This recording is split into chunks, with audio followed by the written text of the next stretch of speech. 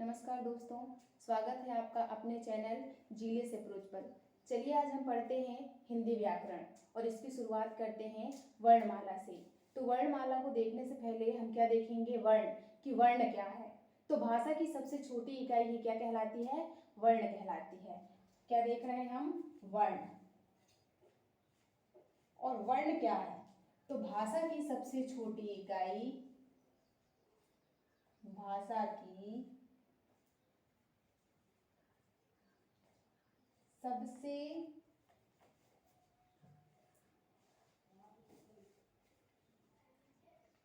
छोटी इकाई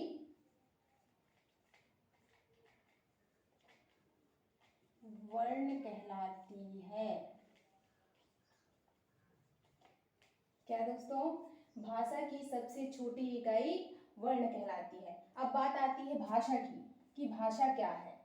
तो भाषा वह माध्यम है जिसके द्वारा हम अपने भावनाओं और अपने विचारों को एक दूसरे के समक्ष प्रस्तुत करते हैं। भाषा ही एक ऐसा माध्यम है जो हमारे विचारों और भावनाओं को दूसरे तक पहुंचाने में हमारी मदद करती है। अब हम देखते हैं वर्णों के प्रकार। क्या, वर्णों के प्रकार। तो आप सभी लोगों को पता है कि वर्ण के दो प्रकार होते हैं, पहला तो स्वर और दूसरा व्यंजन। वर्ण के कितने प्रकार होते हैं, दो।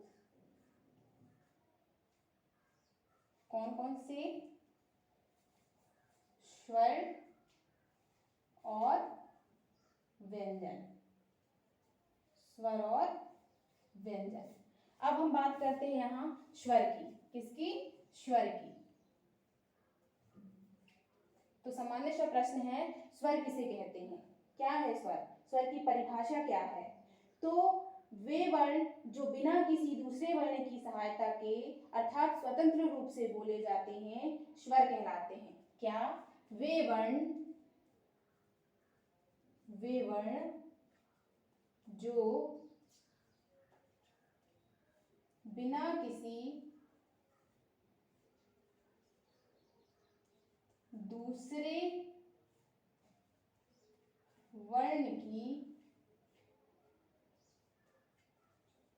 दूसरे वर्ण की सहायता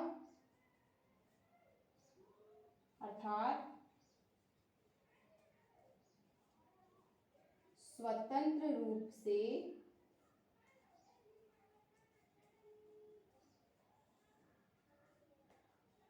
बोले जाते हैं, स्वर कहलाते हैं।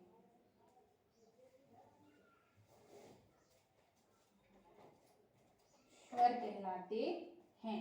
क्या है दोस्तों स्वर, वे वर्ण जो बिना किसी दूसरे वर्ण की सहायता अर्थात स्वतंत्र रूप से बोले जाते हैं, स्वर कहलाते हैं। जिन्हें बोलने में, जिनका उच्चारण करने में हमें किसी दूसरे वर्ण की आवश्यकता नहीं होती, हम जिनका उच्चारण स्वतंत्र रूप से कर देते हैं, ऐसे ही वर्ण क्या कहलाते हैं, स्वर कहलाते हैं। अब बात आती है स्वरों की संख्या। स्वर होते कितने प्रकार के हैं, क्या, स्वर, इनकी क्या संख्या, कि स्वरों की संख्या कितनी होती है। तो दोस्तों स्वरों की संख्या होती है 13। कितनी, 13। देखते हैं कि वो 13 स्वर कौन कौन से हैं। आ, ई, उ, ऋ, ए, ऐ, ओ,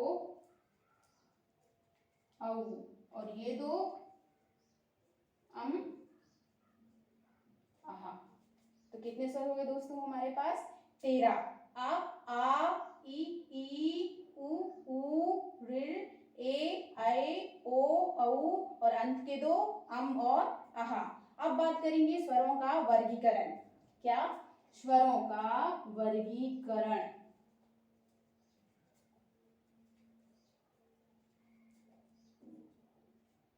स्वरों का वर्गीकरण देखते हैं दोस्तों कि स्वरों का वर्गीकरण हम किस आधार पर कर पाते हैं। तो देखेंगे पहला नंबर, दीर्घ स्वर या गुरु स्वर। क्या, दीर्घ स्वर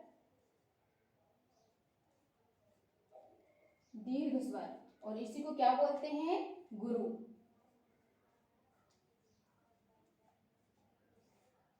दीर्घ स्वर या फिर गुरु स्वर। तो नाम से ही स्पष्ट है कि दीर्घ स्वर क्या है। तो ऐसे स्वर जिनको बोलने में हमें लंबा समय लगता है, मतलब ज्यादा समय लगता है, 2 गुना समय लगता है, ऐसे स्वर क्या कहलाते हैं? दीर्घ स्वर कहलाते हैं। और दीर्घ स्वर की श्रेणी में कौन कौन से स्वर आते हैं देखिएगा। आ, उ और ई। दीर्घ स्वर की श्रेणी में कौन कौन से स्वर आ गए? आ, उ और ई। इसके बाद हम देखते हैं लघु स्वर। क्या? लघु स्वर। और लघु स्वर को ही क्या बोलते हैं? हास्य स्वर। क्या बोलते हैं? हास्य स्वर। बिल्कुल दीर्घ स्वर के उल्टा लघु स्वर। लघु का अर्थ होता है कम या छोटा, अर्थात ऐसे स्वर जिनके उच्चारण में हमें बिल्कुल कम समय लगता है, एक झटके में ही हम इन वर्णों का उच्चारण कर लेते हैं, ऐसे वर्ण क्या कहलाते हैं? लघु स्वर। देखते हैं लघु स्वर की श्रेणी में कौन कौन से स्वर आते हैं। आ, ई, उ और ऋ। क्या क्या? आ, ई, उ और ऋ। तो ये 4 ऐसे स्वर हैं जो लघु स्वर की श्रेणी में आते हैं, जिनका उच्चारण हम एक झटके में कर पाते हैं। अब देखते हैं तीसरा स्वर कौन सा है। तो तीसरा स्वर है संयुक्त स्वर।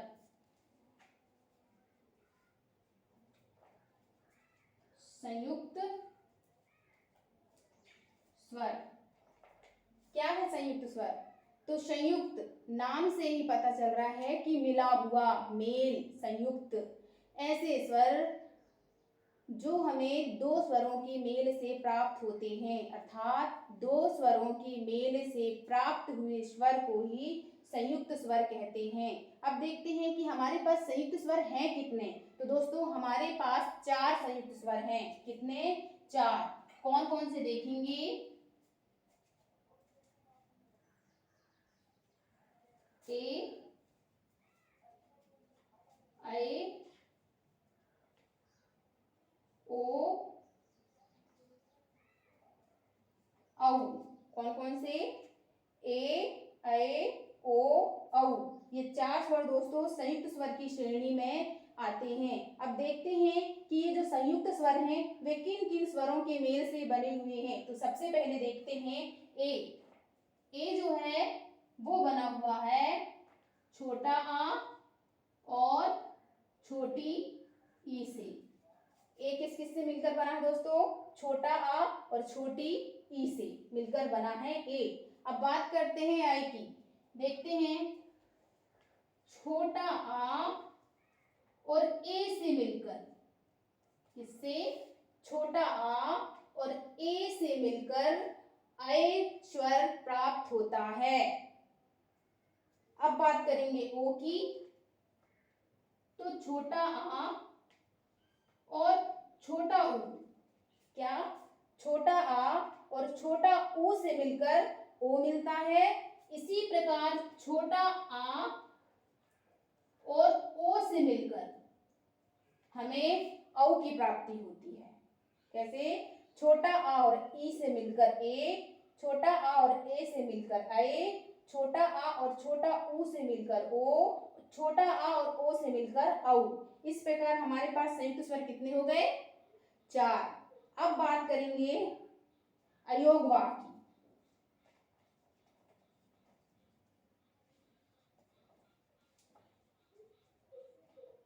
अयोग वाक्य क्या है? अयोग वाक्य तो ऐसे स्वर जो स्वर और व्यंजन में अपने गुणों को बतलाते हैं, अयोग वाक्य वर्ण कहलाते हैं। जैसे अम और आहा। अम और आहा ये ऐसे वर्ण हैं जो स्वर में भी इनके गुण विद्यमान होते हैं और व्यंजन में भी इनके गुण विद्यमान होते हैं, परंतु स्वर के अंत में और व्यंजन की प्रारंभ में होने के कारण इन्हें स्वरों की श्रेणी में रखा गया है। यही अम को अनुस्वार और आहा को विसर्ग कहा जाता है। तो दोस्तों आज की क्लास में हमने पढ़ा हिंदी वर्णमाला।